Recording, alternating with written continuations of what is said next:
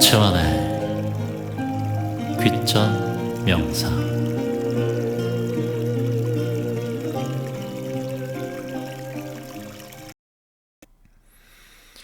자, 우리 보복기님께서 몸에 장애가 있어서 피해의식 때문에 잘해주려는 사람도 의심하고 부정적인 색안경을 끼고 그 사람을 보고 제 혼자 생각하면서 사람들을 판단하는데 어떡하죠? 라고 보복기님께서 이렇게 글을 올려주셨습니다. 몸에 장애가 있는 것, 어찌 보면은 이 몸에 장애가 있으면 자기가 완전하지 않다라는 생각을 하는 의식이 강해요. 무의식이 강하다 보니까 내 몸은 남들과 다르다라고 생각을 하는 그 몸의 장애보다 더 심한 마음의 장애가 생길 수가 있어요. 보복기님. 그래서 내가 온전하게 사람들을 마음에 내는데도 내가 색안경을 끼고 그 사람을 바라보는 거예요. 장애는 불완전한 게 아니에요. 장애인도 완전한 존재예요. 이해되세요? 그래서 내가 불완전하다, 내가 장애가 있다라고 생각하는 순간 계속 나는 피해의식 속에 있어요. 그래서 그 자신을 바라보는 색안경을 내려놓으셔야 돼요.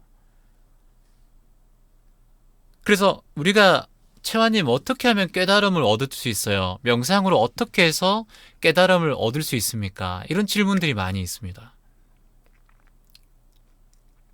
여러분, 깨달음이란 게 별게 아닙니다.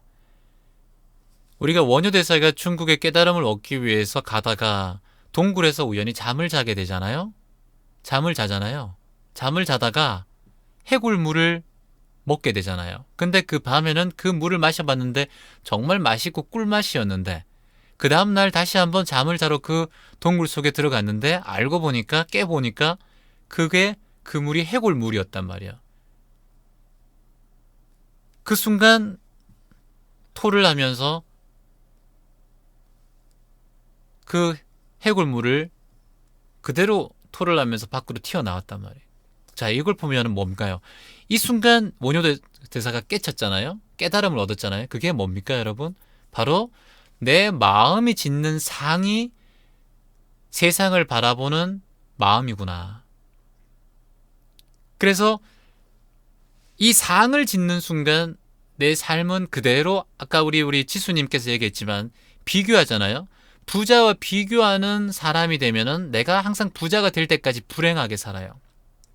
그리고 예쁜 사람들을 비교하게 되면 못났다고 생각하는 내 마음이 계속 평생 동안 나를 힘들게 하는 것처럼 어떤 한 상을 지으면은 그건 불행으로 가는 씨앗이 됩니다.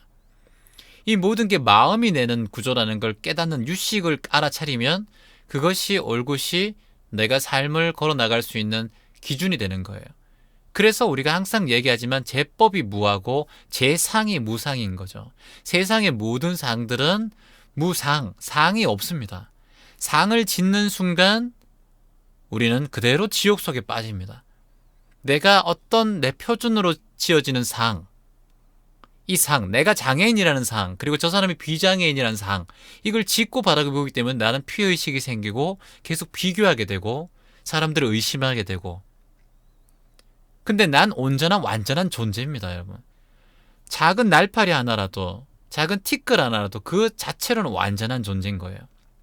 그래서 누군가 비교하고 상을 짓는 순간 우리는 그대로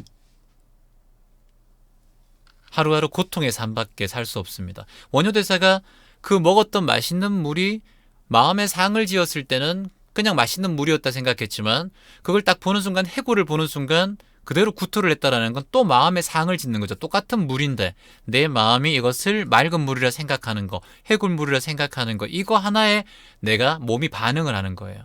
이게 얼마나 무서운 진리인가요? 내 마음이 그렇게, 내 생각이 그렇게 반응을 하는 순간 내 마음은 그대로 그 상 속에 갇혀가지고 하루하루 지옥 같은 삶을 살아요. 힘들고 우울하고. 그래서 이 상을 딱 깨치는 일이 우리가 명상을 통해서 할 수 있는 유일한 깨달음인 거예요. 그리고 조금 전에 명상을 하다가 감열이 느껴지고 그리고 이상한 느낌이 오고 몸에 컬러빛이 보이고 이상한 게 보이고 이런 것들은 여러분이 깨달음으로 가는 그런 하나의 과정일 뿐이지, 그런 것들은 내가 투시를 하고 우리가 이타심이라고 하죠. 다른 사람의 마음을 알아보고 이런 능력들이 막 생기잖아요. 막 생겨도, 초능력이 생겨도 그거 아무리 큰 초능력이 생기는 것보다 내가 깨닫는 순간 이것들은 아무것도 아닌 게 돼버립니다. 내가 깨달음으로 가는 길, 이 깨달음을 딱 느끼는 순간, 내가 참나를 딱 찾고 내 마음이 고요해지는 순간 우주가 내 삶 속에 끌려오는데요. 우주 그 삼라만상이 모두 내 마음 속에 그대로 자리해버립니다. 그렇게 되면은 뭐 초능력을 쓰고 돈을 많이 벌고 부자가 되고 이런 그 차원을 그냥 벗어나 버립니다. 그렇게 되는 순간 바로 자리이타. 자리이타란 말 아시죠, 여러분? 자리이타심이 그대로 생겨버려요. 나를 배려하는 마음이 곧 남을 배려하는 마음, 이것이 절대 떨어져 있지 않다라는 거예요. 남과 내가 그대로라는 거예요. 범소유상, 그러니까 상을 짓지 말아요. 범소유상, 상을 짓지 않으면은 우리가 깨달음의 길로 갈 수 있습니다. 증득을 할 수 있는 거죠. 그게 바로 관법의 가장 기초적인, 내 마음의 색깔을 없애고 내 눈으로 보는 색안경을 없애는 것, 그것이 바로 우리가 명상이 가야 돼, 우리가 여러분들이 깨달아야 될 가장 근본적인 관법인 거예요. 그게 바로 무유정법이죠. 깨달음이라는 거는 모든 재행무상, 모든 세상에 있는 모든 것들은 상이 없고 재법무아, 모든 상들은 아라는 게 없다라는 거예요. 그래서 우리가 무아라는 걸 내 스스로가 딱 깨달아 버리면은 세상에, 우주 속에 우주가 내가 돼버리고 내가 우주가 되고 세상 모든 것이 내가 돼버리는 겁니다. 그렇게 되는 순간 에너지가 내 삶 속에 정말 많이 끌려옵니다, 여러분. 이병준님께서 질문을 우리 치유카페 해주셨는데, 그게 뭐냐면은 제가 이거하고 연관지어서 얘기해 드릴게요. 인생이 달라졌습니다, 채원님 덕분에. 저는 50세 남자입니다. 귀점 명상을 만나고 눈물을 많이 흘렸고 뒤늦게 참나를 만난 것 같아요. 정말 많이 울었습니다. 근데 한 가지 궁금했던 건 우주의 법칙과 우주의 질서, 끌어당김의 법칙이라고 하셨는데, 이걸 제가 우주의 법칙에 대해서, 끌어당김에 대해서 제가 모르는 무언가가 있는지 궁금합니다. 채원님 큰 은혜 감사합니다. 저에게 많은 걸 가르쳐 주셔서 고맙습니다라고 병준님께서 귀전 치유카페에 글을 남겨주셨어요. 이병준님께서. 그래서 이게 여러분들은 채원 씨가 말하는 게 이해가 잘 안 돼, 이게 과학적으로 맞는 얘기야? 이런 생각, 그 의심 많이 하시죠. 명상을 통해서 내가 정말 깨달음을 얻을 수 있고, 그리고 우주가 내가 되고 이렇게 되는 게 도무지 이해가 안 돼, 이런 생각들 많이 하시잖아요. 그래서 이제 많은 분들이 오늘도 그 귀천 치유 카페도 그렇지만 채화님의 체험담을 부탁드립니다, 뭐 이런 얘기들도 많고, 그래서 제가 이런 얘기들을 여러분들이 이제 참 의심하고 믿음이 없으면은 이 깨달음을 올 수가 없어요. 이걸 과학적으로 설명해 보면은 여러분들이 우주가 어떻게 끌어당기고 비슷한 것끼리 끌어당기고 뭐 이런 얘기들 어떻게 가능합니까? 채화님 시크릿이란 책을 봤는데 정말 생각하는 대로 세상이 이루어집니까? 이런 생각들 많이 하시죠. 생각하는 대로 세상이 이루어지지만, 생각하는 대로 세상이 이루어지지만, 생각하는 대로 또 의심하는 마음도 그대로 이루어져요. 그래서 우리가 운명을 바꿀 수 있고 팔자를 비켜간다, 뭐 이런 얘기 하지 않습니까?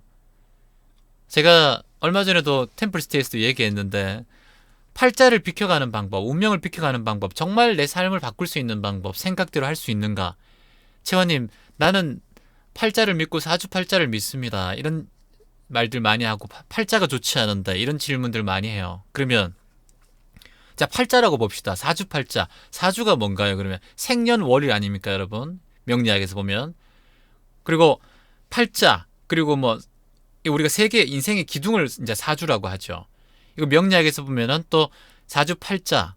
그래서 태어난 시와 우리가 뭐 음력으로 무슨 날 음력 무슨 날 뭐 이런 되게 많잖아요. 뭐 대설, 뭐 소설, 뭐 입춘, 뭐 등등, 이런 모두 시대의 어떤 시절 인연들이 내 사주와 맞아 떨어졌을 때 이게 복이 오고, 어떤 때는 마가 끼고, 그리고 내 삶에 뭘 조심해야 되고, 우리가 우리 인생의 사주에 목이 많으면은 물을 조심해야 되고 썼기 때문에, 또 뭐 금이 많으면은 물을 만나면 또 가라앉고, 그래서 금 기운을 더 주기 위해서 이름에는 목자를 쓰기도 하고 그리고 뭐 흑토자를 써야 되고 이런 명리학에 대한 것들에 대해서 참 많은 뭐 얘기들을 하잖아요. 예, 아유 서명숙님 많은 고맙습니다. 제가 잠시 후에 인사드릴게요. 그래서 이런 얘기들 되게 많잖아요. 여러분들 이제 아시잖아요. 채화님 하와이 조심히 잘 다녀오세요. 물결표 빨간색 하트. 감사합니다. 그래서 이런 것들이 다 무너져서 이름을 만들기도 하고 장명을 하기도 하고 그래요. 근데 중요한 거는 우리가 토정 비결이라는 걸 보잖아요. 토정이라는 사람이 여러분 사람 이름이잖아요. 이지암입니다. 이지암 선생인데 이 대한민국에서 대한민국 우리 역사적으로 이제 가장 우리 역학을 제대로 꿰뚫어 보신 분이 바로 토정 선생입니다. 이지암 선생. 근데 중국의 최고의 오래된 역학석이 뭡니까? 바로 주역 아닙니까? 주역이라는 걸 풀이한 사람이 누군가요? 바로 공자 선생, 공자인데 이 공자는 자기의 사주팔자를 한 번도 본 적이 없습니다. 역학서적인 그 주역을 해석했으면서도 자기의 사주팔자를 본 적이 없습니다. 그래서 저도 제가 제 점과 사주팔자를 본 적이 없거든요. 근데 이제 그 주역에서 보고 그렇게 공부하고 우리 대한민국에는 바로 이지암 선생, 토정이란 선생님이 계셨는데 그 선생님이 이제 토정 비결이란 책을 만들었죠. 너무나 많은 사람들이 질문을 해오니까 책을 만들었습니다. 그래서 그거를 이렇게 풀이해서 했는데 근데 원래 이 이지암 선생의 스승이 있는데 바로 그 스승이 서경덕 선생이에요. 서경덕 선생은 대한민국 역학의 최고의 석학이시죠. 그 이분하고 두 분이 이제 이지암 선생하고 토정 제자하고 서경덕 선생님하고 예, 묘영님 고맙습니다. 10,000원 기부해 주셨습니다.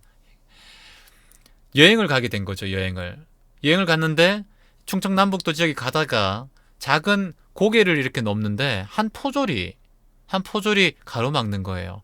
이곳을 지나가지 마세요. 이곳은 역병이 지금 번지고 있어서 당신들이 들어가면 병에 걸릴 수 있고 죽을 수 있습니다. 아무도 없고 모든 이곳에 있는 동물, 사람뿐만 아니라 다 다른 곳으로 이동을 했습니다. 라고 얘기했어요. 그러니까 근데 왜 당신은 여기 있는가? 이렇게 물었겠죠. 나는 이곳에서 사람들을 가지 못하게 하게 지키고 있겠습니다. 그런 역할을 하고 있습니다. 전 떠나지 못합니다. 이것을 알려줘야 되기 때문에. 그런 역할을 하고 있다라고 얘기했어요. 그러고 난 다음에 그냥 그 두 분은 지나갔습니다. 지나갔는데 이때 이지암 선생이 토정 선생이 이제 이렇게 얘기를 하잖아요. 선생님, 스승님, 제가 저 사람의 사주팔자를 한번 봐도 될까요? 라고 얘기했습니다. 그러자 서경덕 선생이 이렇게 얘기했죠. 볼 필요 없다.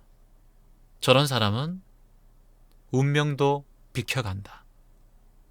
저런 사람은 운명도 비켜간다. 사주와 팔자에 집중하고 내 팔자와 태어난 환경에 집중하는 사람들은 그대로 팔자 속에 살아갑니다. 그래서 우리는 사주팔자 운명대로 그대로 살아가는 사람이 거의 70% 이상이에요. 왜냐하면 그걸 바꿀 수 있는 기운이 나에게 있다는 걸 몰라요. 그러니까 사주가 있고 세상의 기운과 태어난 사주의 기운과 그리고 하나의 기운이 더 있습니다. 바로 이게 내가 살아있는 기운이에요. 내가 지금 하루하루 살아가는 기운, 그것이 바로 내가 운명을 바꿀 수 있는 힘인 거예요. 그래서 어떤 기운과 사주팔자, 내 환경, 내 절기, 내 띠, 내 이름 이런 것들은 내가 살아있는 이 기운을 이기지 못해요. 내가 살아서 어떤 생각을 하고 어떻게 알아차리느냐에 따라서 세상을 바꿀 수 있는 힘이 생기는 겁니다. 그래서 절대 내 주변 환경을 탓하고 내 탓을 하지 마세요. 그런 순간 나는 팔자대로 살 수밖에 없는 그런 존재가 됩니다.